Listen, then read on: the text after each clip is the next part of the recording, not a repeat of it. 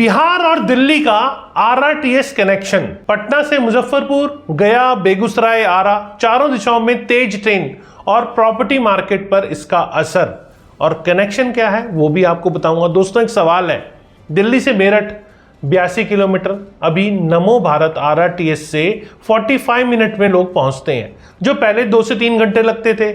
यही मैजिक अब बिहार में होने वाला है। 8 जुलाई 2026 को बिहार सीएम सम्राट चौधरी की अध्यक्षता में बिहार कैबिनेट ने एक हिस्टोरिक फैसला लिया है। पटना के चारों दिशाओं में आरआरटीएस बनने के लिए 31.59 करोड़ अप्रूव किए गए हैं और इस काम के लिए एनसीआरटीसी को नॉमिनेट किया गया है, वही एजेंसी जिसने दिल्ली मेरठ नमो भारत ट्रेन बनाई। पटना मुजफ्फरनगर, पटना गया, पटना बेगूसराय, पटना आरा, चारों तरफ कॉरिडोर। जी हां, आज प्रदीप मिश्रा इस पूरे प्रोजेक्ट को डिकोड करेगा। आरआरटीएस क्या है, बिहार में क्यों जरूरी था, 4 कॉरिडोर्स क्या है और सबसे इंपॉर्टेंट इसका आपकी प्रॉपर्टी पर क्या असर पड़ेगा।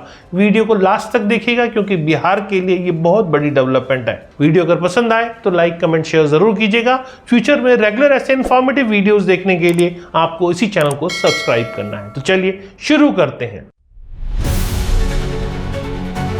नमस्कार, मैं हूं प्रदीप मिश्रा। प्रॉपर्टी मिश्रा शो में आपका स्वागत है। यहां हम आपको इन्वेस्टमेंट करने का सही तरीका और इन्वेस्टमेंट करने की सही स्ट्रेटेजी बताते हैं। तो चलिए शुरू करते हैं। सबसे पहले आरआरटीएस क्या होता है, दिल्ली का मॉडल समझते हैं। RRTS regional rapid transit system, वो ट्रेन जो शहरों को जोड़ती है। पहला आरआरटीएस को समझते हैं, इसे मेट्रो से मत कंफ्यूज करिए। मेट्रो शहर के अंदर चलती है, छोटे छोटे स्टेशन, कम डिस्टेंस, ज्यादा स्टॉप्स। आरआरटीएस एक शहर से दूसरे शहर तक जाती है, लॉन्गर डिस्टेंस, कुछ स्टॉप्स और ज्यादा स्पीड। अब बात करते हैं इंडिया का पहला आरआरटीएस है दिल्ली गाजियाबाद मेरठ नमो भारत कॉरिडोर, 82.15 किलोमीटर 22 फरवरी 2026 को फुल्ली ऑपरेशनल हो गया। सरायकालिका दिल्ली से मोदीपुरम मेरठ तक maximum speed 180 kilometre per hour, average operating speed 100+ kilometre per hour. नतीजा, जो डिस्टेंस पहले 2 से 3 घंटे लेता था वो अब 45 से 55 मिनट में हो गया। मेरठ के लोग दिल्ली में ऑफिस जा सकते हैं, डेली कम्यूट कर सकते हैं। गाजियाबाद, मुरादनगर, मोदीनगर सब पटना टू दिल्ली की तरह कनेक्टेड होंगे और इसका प्रॉपर्टी मार्केट पर असर भी पड़ेगा। जी हां, असर क्या पड़ेगा, आरआरटीएस के रूट पर सभी सिटीज में प्रॉपर्टी प्राइसेस 15 से 30% तक बढ़ते हैं सिर्फ अनाउंसमेंट और कंस्ट्रक्शन के दौरान। और जब कॉरिडोर ऑपरेशनल हो जाता है तो एप्रिसिएशन और ज्यादा एक्सेलरेट हो जाती है। बिहार अब यही मॉडल लेना चाहता है, पटना को केंद्र में रखकर चारों दिशाओं में। जी हां, अब दिल्ली मेरठ आरआरटीएस का जो इफेक्ट गाजियाबाद और मेरठ पे पड़ा, वही इफेक्ट बिहार के 4 कॉरिडोर्स पर पड़ेगा। अंतर सिर्फ टाइमलाइन का है। अब आप सोच रहे होंगे कि बिहार को आरआरटीएस की जरूरत क्यों थी। बिहार का अर्बन चैलेंज समझते हैं। पटना पर बोझ बाकी शहर और पीछे होते जा रहे थे। बिहार की बात करें तो 13 करोड़ से ज्यादा आबादी है। जी हाँ, इंडिया का तीसरा सबसे ज्यादा आबादी वाला स्टेट, लेकिन अर्बनाइजेशन रेट बहुत कम। पटना बिहार की राजधानी है, अकेले सारे जॉब्स, हॉस्पिटल, कॉलेजेस और गवर्नमेंट ऑफिसेज का बोझ उठाती है। मुजफ्फरनगर से पटना मेडिकल ट्रीटमेंट के लिए आना पड़ता है, 4 से 5 घंटे की यात्रा हो जाती है। गया से स्टूडेंट्स पटना कोचिंग के लिए आते हैं, हर हफ्ते आते हैं। बेगूसराय से ट्रेडर्स पटना मार्केट आते हैं, हाफ अ डे गॉन। जी हाँ, इस कनेक्टिविटी गैप की वजह से बिहार के Tier 2 शहर डेवलप नहीं हो पा रहे हैं। जॉब्स पटना में है, लोग पटना शिफ्ट कर लेते हैं। मुजफ्फरपुर, गया, बेगूसराय, आरा, इन शहरों में इन्वेस्टमेंट नहीं आता क्योंकि पटना से जुड़ाव नहीं है। आरआरटीएस यही गैप अब भरेगी। जब मुजफ्फरपुर से पटना 1 घंटे में आना जाना पॉसिबल हो तो मुजफ्फरपुर में रहकर पटना में काम करना प्रैक्टिकल हो जाएगा। Tier 2 शहर डेवलप होंगे, रियल एस्टेट वहां मूव करेगा। कैबिनेट सेक्रेटरीट के additional chief secretary Arvind Kumar Chaudhary ने कहा, ये नेटवर्क फास्ट, सेफ, रिलायबल और एनवायरमेंट फ्रेंडली ट्रांसपोर्ट देगा। सीएम सम्राट चौधरी ने इसे इकोनॉमिक और अर्बन डेवलपमेंट की नई गति देने वाला फैसला भी बताया। अब आपको बताता हूं 8 जुलाई का कैबिनेट डिसीजन। जी हां, क्या क्या अप्रूव हुआ है। बिहार कैबिनेट 22 में से एक सबसे बड़ा फैसला RRTS DPR। 8 जुलाई 2026 को बिहार कैबिनेट की बैठक हुई, 22 प्रपोजल क्लियर हुए और इनमें से जो सबसे बड़ा इंफ्रास्ट्रक्चर फैसला था वो था RRTS DPR और AAR को अप्रूव करना। पूरी डिटेल ये है कि बिहार कैबिनेट ने इन प्रिंसिपल अप्रूवल दे दी है। 4 RRTS कॉरिडोर के लिए अल्टरनेटिव एनालिसिस रिपोर्ट यानी AAR और डिटेल प्रोजेक्ट रिपोर्ट यानी DPR तैयार करने की इजाजत दे दी है। इस प्रिलिमिनरी प्लानिंग फेज का एस्टिमेटेड कॉस्ट 31.59 करोड़ है। ये काम किसे दिया गया? NCRTC, जी हां, NCR capital region transport corporation को नॉमिनेशन बेसिस के ऊपर दिया गया है। NCRTC वही एजेंसी है जिसने दिल्ली मेरठ नमो भारत कॉरिडोर डिजाइन किया है, बनाया है और ऑपरेट कर रही है। बिहार सरकार ने डेलिबरेटली इसी एक्सपीरियंस्ड एजेंसी को चूज किया है। अब आप सोच रहे होंगे कि AAR क्या होती है। अल्टरनेटिव एनालिसिस रिपोर्ट में यह देखा जाता है कि RRTS के अलावा दूसरे ऑप्शंस जैसे road widening, ordinary rail, light rail, क्या वो ज़्यादा इफेक्टिव और कम कॉस्टली होंगे। ये प्रोसेस इंश्योर करती है कि RRTS ही बेस्ट ऑप्शन है। DPR क्या होती है? डिटेल प्रोजेक्ट रिपोर्ट में रूट का एग्जैक्ट अलाइनमेंट, स्टेशन की location, engineering specification, cost estimate और इम्प्लीमेंटेशन टाइमलाइन सब कुछ फाइनल होता है। DPR के बाद ही गवर्नमेंट को सेंट्रल फंड्स और अप्रूवल्स मिलते हैं। ये अभी DPR स्टेज है, कंस्ट्रक्शन शुरू नहीं हुई है, लेकिन NCRTC की इन्वॉल्वमेंट कंफर्म होने का सीरियस सिग्नल है। ये सिर्फ पॉलिटिकल अनाउंसमेंट नहीं है। 4 कॉरिडोर, एक एक की कहानी समझाता हूं। पटना से चारों दिशाएं, 4 कॉरिडोर की कहानी समझना आपके लिए बहुत जरूरी है। जी हां, पटना केंद्र में है और चारों दिशाओं में RRTS जाएगी। कॉरिडोर नंबर 1 पटना से मुजफ्फरपुर, ये उत्तर की दिशा में जाएगा। मुजफ्फरपुर बिहार का दूसरा सबसे बड़ा शहर है, आबादी लगभग 4.5 लाख, लीची के लिए वर्ल्ड फेमस है। NH 57 पर पटना से मुजफ्फरपुर की दूरी करीब 70 किलोमीटर है। अभी रोड से 2 से 3 घंटे लगते हैं। RRTS से ये डिस्टेंस 45 से 55 मिनट में कवर हो सकता है। मुजफ्फरपुर एक कमर्शियल सेंटर है, नॉर्थ बिहार का ट्रेडिंग हब है। पटना से डायरेक्ट फास्ट कनेक्टिविटी मिलने पर मुजफ्फरपुर में इंडस्ट्रियल और कमर्शियल इन्वेस्टमेंट आ सकती है। साथ ही जो मुजफ्फरपुर वाले अभी पटना में शिफ्ट हो जाते हैं, वो मुजफ्फरपुर में रहकर पटना में काम कर सकेंगे। मुजफ्फरपुर कॉरिडोर नॉर्थ बिहार का प्रॉपर्टी हॉटस्पॉट बनेगा। स्टेशन के आसपास की जमीन अभी अंडर वैल्यूड है। अब बात करते हैं कॉरिडोर 2 की, पटना से गया। ये दक्षिण की दिशा में जाएगा। गया बिहार का तीसरा सबसे बड़ा शहर है। बोध गया के लिए इंटरनेशनल टूरिज्म, बुद्धिस्ट सर्किट का केंद्र, जापान, थाईलैंड, श्रीलंका, चीन से लाखों टूरिस्ट आते हैं। पटना से गया NH 83 पर करीब 100 किलोमीटर, अभी 3 से 4 घंटे लगते हैं। RRTS से 55 से 65 मिनट की दूरी रह जाएगी। गया में पहले से ही पटना गया धोबी इकोनॉमिक कॉरिडोर का प्लान है। गया एयरपोर्ट से इंटरनेशनल फ्लाइट्स हैं। RRTS मिलने से गया एक कंप्लीट पैकेज बन जाएगा। International airport plus bullet fast connectivity to state capital tourism, hospitality और कमर्शियल रियल एस्टेट, तीनों के अंदर बूम दिख सकता है। बोध गया के पास प्रॉपर्टी, रिलीजियस, टूरिज्म और RRTS कनेक्टिविटी, एक यूनिक कॉम्बिनेशन जो इंडिया में कहीं नहीं है। तो यहाँ मोनास टेरिस के पास लैंड बैंक बनाने का टाइम है। अब बात करते हैं तीसरे कॉरिडोर की। जी हाँ, पटना से बेगूसराय, ये पूर्व की दिशा में जाएगा। बेगूसराय बिहार का छोटा मॉस्को। यहाँ BPCL का बरौनी रिफाइनरी है, NTPC पावर प्लांट है, HPCL बरौनी, यानी ये एक एस्टैब्लिश्ड इंडस्ट्रियल सिटी है। पटना से बेगूसराय NH 31 पे करीब 125 किलोमीटर, अभी 3 से 4 घंटे लगते हैं। RRTS से 65 से 75 मिनट लगेंगे। बेगूसराय कॉरिडोर की खासियत यह है कि ये इंडस्ट्रियल वर्कर्स को कनेक्ट करेगा। BPCL, NTPC जैसी कंपनीज के एम्प्लॉइज जो अभी बेगूसराय में रहते हैं, वो पटना की फैसिलिटीज एक्सेस कर पाएंगे। रिवर्स भी, पटना के स्किल्ड वर्कफोर्स बेगूसराय की इंडस्ट्रियल एक्सेस हो पाएगी इस कॉरिडोर पर। लखीसराय, खगड़िया, बेगूसराय अगर स्टेशन आते हैं तो ये पूरा Ganga side industrial belt unlock हो जाएगा। अब बात करते हैं कॉरिडोर नंबर 4 की, पटना से आरा। ये पश्चिम की दिशा में जाएगा।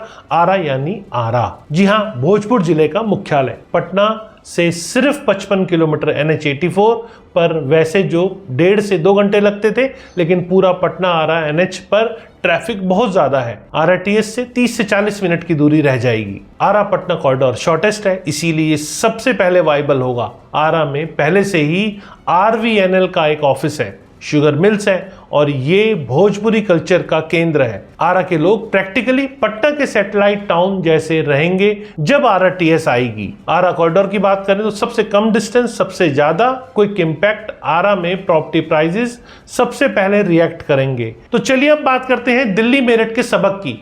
बिहार कहाँ है उस जर्नी के अंदर। दिल्ली मेरठ RRTS का एक्सपीरियंस बिहार के लिए एक ब्लूप्रिंट है। दिल्ली मेरठ RRTS इंडिया का पहला ऑपरेशनल RRTS है। फरवरी 2026 में पूरी तरह ऑपरेशनल हो गया। 82.15 किलोमीटर। इसका प्रॉपर्टी मार्केट पर बहुत बड़ा असर पड़ा। ये बिहार के इन्वेस्टर्स के लिए रोड मैप है। 2019 में जब कंस्ट्रक्शन शुरू हुई तो गाजियाबाद में सिद्धार्थ विहार, क्रॉसिंग रिपब्लिक, राजनगर एक्सटेंशन में प्रॉपर्टी प्राइसेस 12 से 18% बढ़े। मेरठ के साउथ मेरठ एरिया में 2020 से 2023 के बीच रेजिडेंशियल प्राइसेस 20 से 25% तक अप्रिशिएट हुए। और ये सब तब था जब RRTS अभी बनी नहीं थी, चली नहीं थी। फरवरी 2026 में जब पूरा RRTS कॉरिडोर ऑपरेशनल हुआ तो मेरठ साउथ स्टेशन के 2 किलोमीटर में प्रॉपर्टी डिमांड 30% जंप कर गई।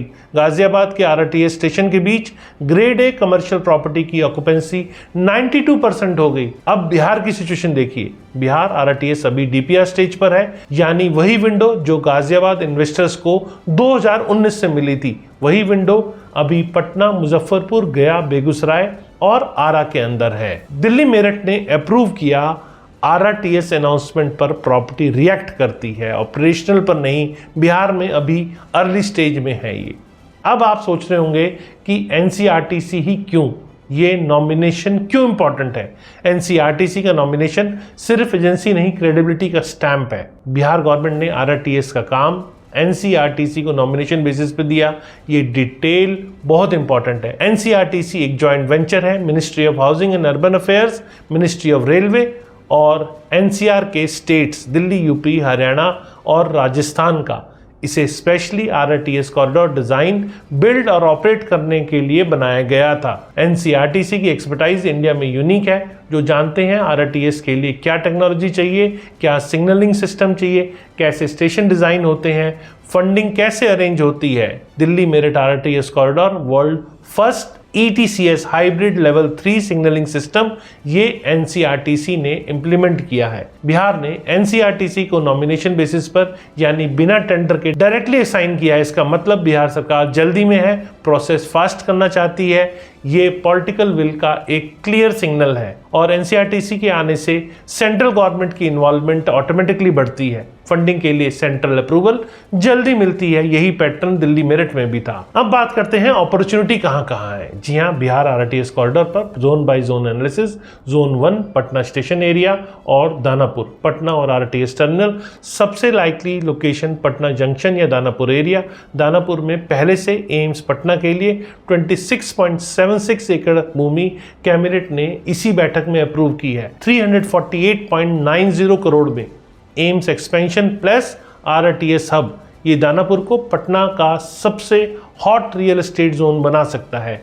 पटना के कंकरबाग, बोरिंग रोड, पाटलिपुत्र जो पहले से प्रीमियम जोन्स में है, RRTS टर्मिनल प्रॉक्सिमिटी और अप्रिशिएट करेंगे। कमर्शियल रियल एस्टेट में ऑफिस स्पेस, रिटेल स्टेशन से 2 किलोमीटर के अंदर चांसेस ज़्यादा हैं। जोन 2 की बात करते हैं, Muzaffarpur north Bihar hub.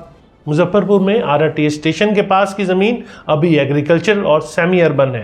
Land prices Delhi की तुलना में बहुत कम है। जब DPR फाइनलाइज हो और स्टेशन लोकेशंस अनाउंस हो तो स्टेशन के 3 किलोमीटर के दायरे में प्राइजेस 20 से 30% जंप कर सकते हैं। नॉर्थ बिहार का कोई मेजर सिटी अभी तक इतना इंफ्रास्ट्रक्चरली कनेक्टेड नहीं है। गया टूरिज्म प्लस कनेक्टिविटी, बोध गया के पास लैंड, ये ऑलरेडी एक निश बट हाई वैल्यू मार्केट है। जापानीज, कोरियन, थाई फाउंडेशंस यहाँ मोनास्टेरीज बनाती है। इंटरनेशनल टूरिस्ट आते हैं RRTS से पटना एयरपोर्ट तक फास्ट एक्सेस मिलेगा। मेडिकल टूरिज्म को बूस्ट मिलेगा। Hospitality, real estate, budget hotel से बुटीक रिजॉर्ट तक यहाँ लॉन्ग टर्म अपॉर्चुनिटी है। तो चलिए अब बात करते हैं जोन 4 की, Begusarai industrial real estate. Begusarai में बीपीसीएल, बरौनी रिफाइनरी और एनटीपीसी प्लांट की प्रेजेंस से ये ऑलरेडी एक स्पेसिफिक डिमांड का मार्केट है। आरटीएस आने से इंडस्ट्रियल, हाउसिंग, वर्कर, डॉर्मेट्रीज और ग्रेड ए कमर्शियल स्पेस की डिमांड बढ़ेगी। ये रेजिडेंशियल से ज़्यादा इंडस्ट्रियल रियल एस्टेट का प्ले है। जोन 5 आरा, जी हाँ, क्विक गेन का जोन।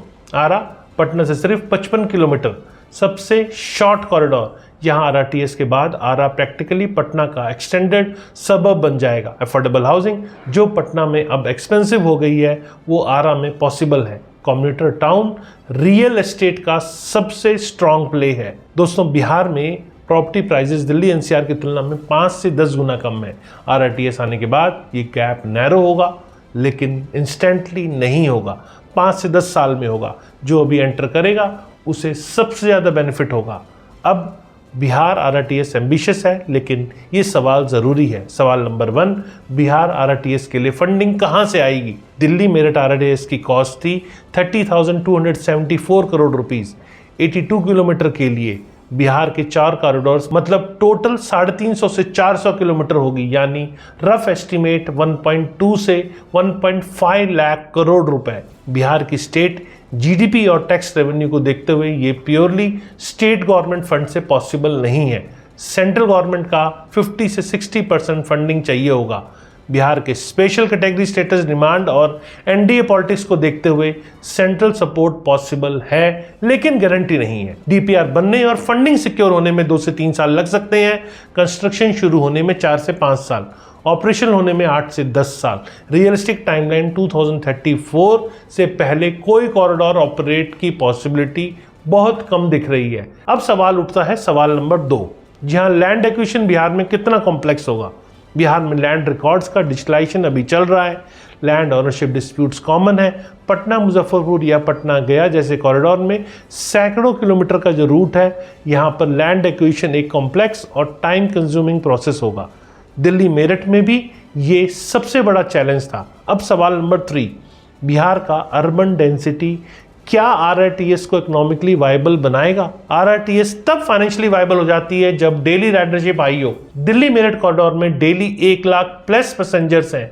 बिहार के कॉरिडोर्स अब शुरू में संख्या यहां कम दिख रही है। एनसीआरटीसी की एएआर में यही एनालिसिस होगा। अगर राइडरशिप प्रोजेक्शन कम रही तो प्रोजेक्ट रीडिजाइन हो सकता है। अब सवाल नंबर 4, क्या बिहार में आरटीएस का यही सही टाइम है? बिहार अभी primary infrastructure, road, bridges, power पर फोकस कर रहा है। कुछ इकोनॉमिस्ट का आर्गुमेंट है कि जब बेसिक कनेक्टिविटी नहीं है तो आरटीएस प्रीमियम इंफ्रास्ट्रक्चर प्रीमेच्योर हो सकता है।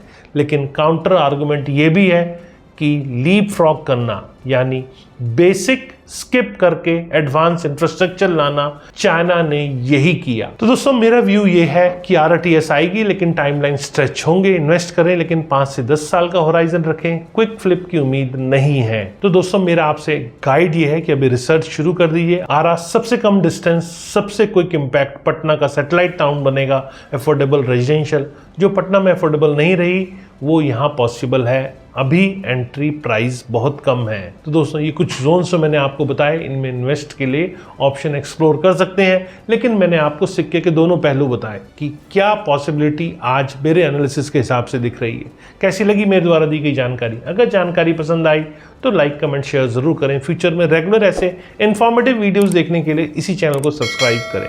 नमस्कार और जय हिंद।